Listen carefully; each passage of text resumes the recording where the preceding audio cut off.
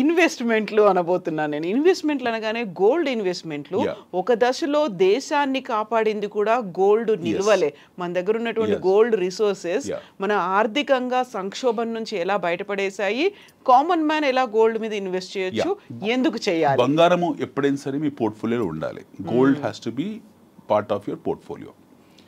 బంగారం అనేది ఖచ్చితంగా మీ పోర్ట్ఫోలియోలో ఉండాల్సిన ఇన్స్ట్రుమెంట్ అది.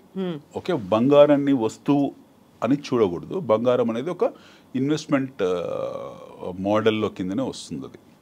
సో మీరు కేటగిరీస్ చేసినప్పుడు మీ అసెట్ని మీ అసెట్ అలొకేషన్స్ని కేటగిరీస్ చేసినప్పుడు అంటే మనం అది కూడా చర్చిద్దాము.